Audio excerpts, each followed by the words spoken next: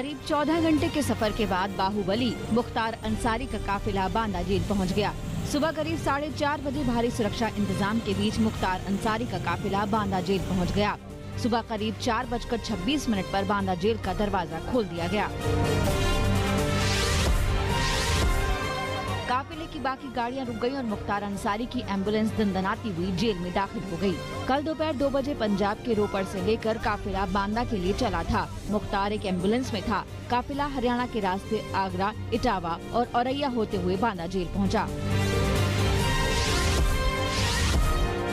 करीब 900 किलोमीटर का सफर तय करने के बाद मुख्तार को सड़क के रास्ते बांदा लाया गया। इस दौरान सुरक्षा के कड़े इंतजाम किए गए।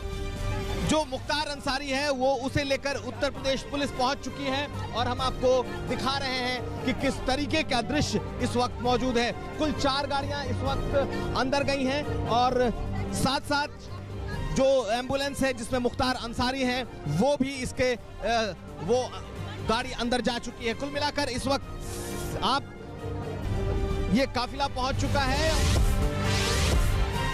करीब 14 घंटे से ज्यादा सफर के दौरान मुख्तार अंसारी का काफिला आज तक के कैमरे की नजर से 1 मिनट के लिए भी ओझल नहीं हुआ। पूरे रास्ते पग पग पर हमारे संवाददाताओं की टीम काफिले के साथ रही और हर पल की अपडेट देती रही। 12:15 बजे है इस वक्त। हम औरैया के मोड़ की तरफ निकल चुके हैं और अब यहाँ से कानपुर होते हुए हमीरपुर होते हुए बांदा जेल जाएंगे। जो जवान थे बद्रवाहन में बैठे थे उनको बदला गया, उन्होंने अपनी ड्यूटी बदली है। मुख्तार अंसारी का काफिला बिल्कुल अच्छी तरीके से लगातार आगे बढ़ता जा रहा है। मुख्तार के सुरक्षित बांदा जेल पहुंच जाने पर पुलिस ने भी राहत की सांस ली है। काफिले को रोपड़ से बांदा सुरक्षित पहुंचाने की जिम्मेदारी सीओ सत्य प्रकाश पर थी। उनका कहना है कि हम सुरक्षित मुख्तार को जेल तक लाने में सफल रहे। बीजेपी को छोड़कर उत्तर प्रदेश की हर बड़ी पार्टी में शामिल रहा मुख्तार अंसारी पिछले 24 साल से लगातार उत्तर प्रदेश की विधानसभा में पहुंच रहा है, लेकिन उस पर हत्या से लेकर उगाही तक के संगीन इल्जाम हैं। इनमें बीजेपी विधायक कृष्णानंद राय की हत्या का मामला भी है। हालांकि इससे वो बरी हो गया है। इस मामले की जाँच सीबीआई ने भी की थी।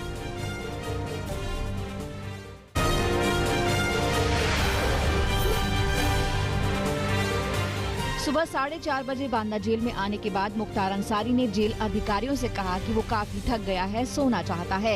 इसीलिए सीधे बैरक नंबर 16 में उसे भेज दिया गया, जिसमें वो आराम करता रहा। सुबह चाय के लिए जेल अधिकारियों ने पूछा, लेकिन थकान की वजह से उसने चाय को मना किया।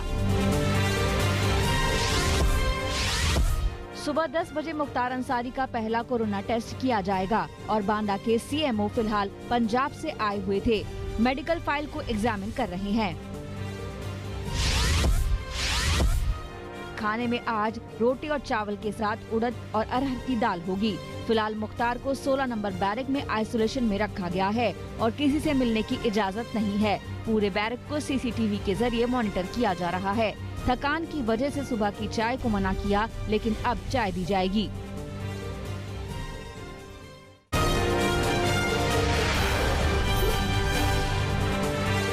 कोरोना के बढ़ते मामलों को देखते हुए दिल्ली में बीती रात 10 बजे से नाइट कर्फ्यू लगा दिया गया है, जो आज सुबह 5 बजे तक जारी रहा। राजधानी में 30 अप्रैल तक रात 10 बजे से सुबह 5 बजे तक नाइट कर्फ्यू जारी रहेगा।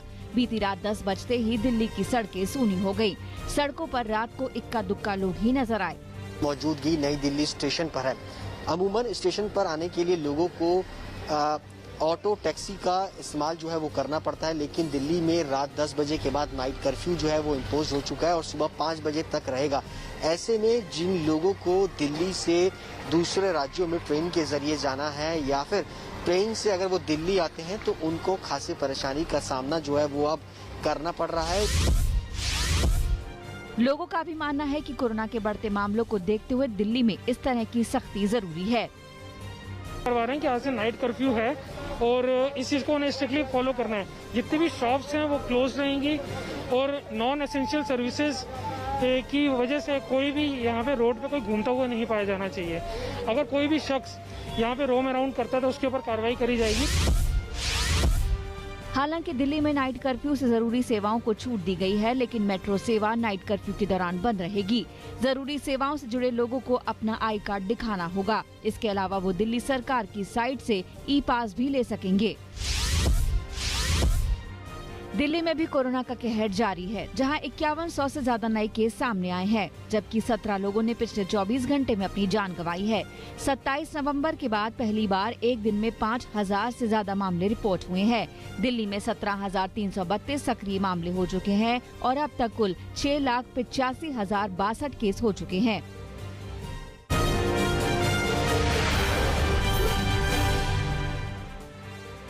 मुंबई में कोरोना के 10,000 से ज्यादा नए केस सामने आए हैं। वहीं 31 लोगों ने इस दौरान जान गंवाई है। यह आंकड़ा पिछले 38 दिनों में दोगुना है। हालातों को देखते हुए शहर की 740 बिल्डिंग को सील किया गया है। सरकार की ओर से नई गाइडलाइन जारी की गई है, जिसमें एक बिल्डिंग में 5 केस आने पर बिल्डिंग को सील कर दिया जाएगा। वीकडेज पर रात 8 बजे से सुबह 7 बजे तक बीच और पार्क को बंद करने का फैसला किया गया है। कोविड के बढ़ते मामलों को देखते हुए 10 अप्रैल से 18 अप्रैल तक बॉम्बे हाई कोर्ट बंद रहेगा। कोरोना की बढ़ती रफ्तार के बीच महाकुंभ को लेकर स्वास्थ्य विभाग ने चिंता जताई है। स्वास्थ्य विभाग के मुताबिक उत्तराखंड में आयोजित महाकुंभ सुपर स्प्रेडर के तौर पर उभर रहा है। मंत्रालय का कहना है कि अगले 4 हफ्ते कोरोना के लिहाज से बेहद अहम होने वाले हैं। यूपी में कोरोना के बढ़ते मामलों के बीच इलाहाबाद हाई कोर्ट की टिप्पणी आई है।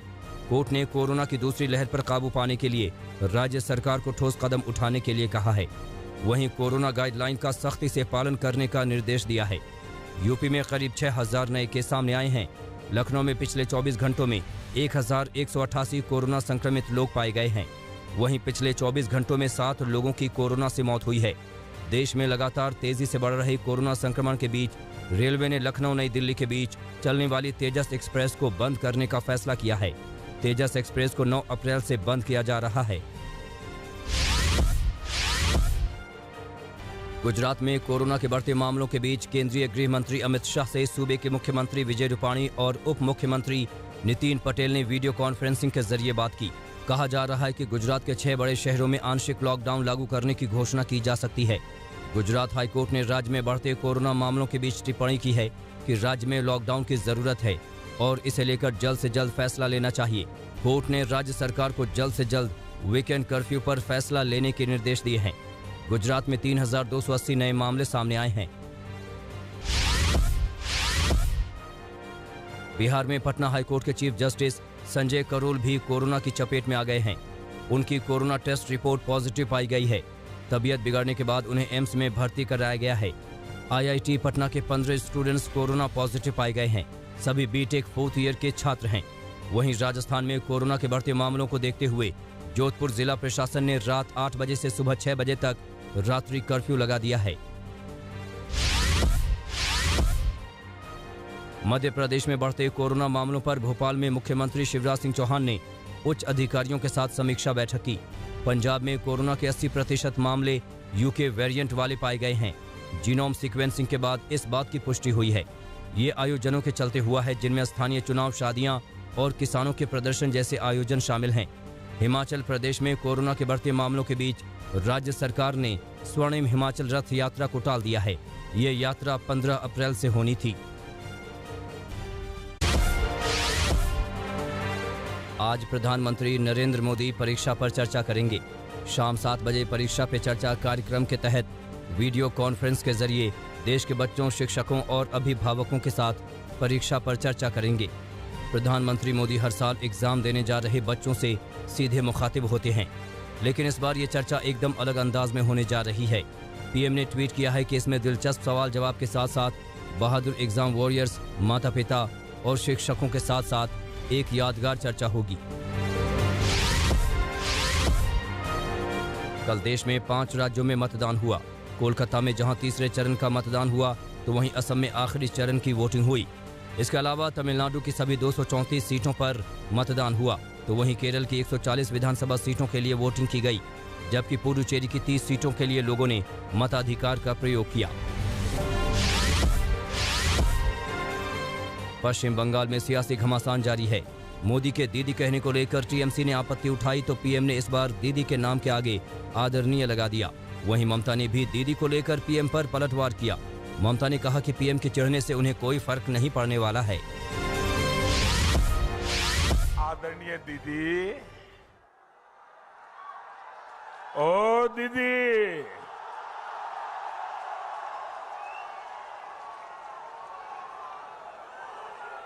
अरे दीदी, हम तो मामूली इंसान हैं और ईश्वर की आज्ञा से, ईश्वर के आशीर्वाद से देश सेवा में लगे हैं। दीदी दीदी ব্যাঙাচি জানেন তো? ব্যাঙাচি, ব্যাঙের বাচ্চাকে বলি ব্যাঙাচি, আর ওরা দেয় ভাঙাচি। ভ্যাঙাচি মানে আমাকে ভ্যাঙাচ্ছে, আমাকে যত আমি তত খুশি, তার মানে আমার ইম্পর্টেন্স আছে বলেই তো ভাঙাচ্ছ না। महाराष्ट्र सरकार के पूर्व गृह मंत्री अनिल देशमुख ने बॉम्बे हाई कोर्ट के आदेश के खिलाफ सुप्रीम कोर्ट में याचिका लगाई है। मुंबई पुलिस के पूर्व कमिश्नर परमबीर सिंह ने अनिल देशमुख पर भ्रष्टाचार के आरोप लगाए थे। हाई कोर्ट ने मामले की सीबीआई जांच का आदेश दिया और 15 दिनों में शुरुआती जांच रिपोर्ट मांगी।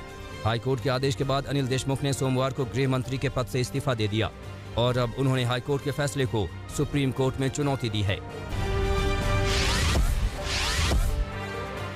आरजेडी नेता तेजस्वी यादव ने मधुबनी हत्याकांड के पीड़ित परिवार से मुलाकात की और परिवार को 6 लाख की आर्थिक मदद की। पीड़ित परिवार से मुलाकात से पहले तेजस्वी यादव ने नीतीश कुमार पर हमला बोलते हुए कहा कि मुख्यमंत्री को अभी पीड़ितों के आंसू पोंछने चाहिए थे, लेकिन वो घर में छुपे बैठे हैं।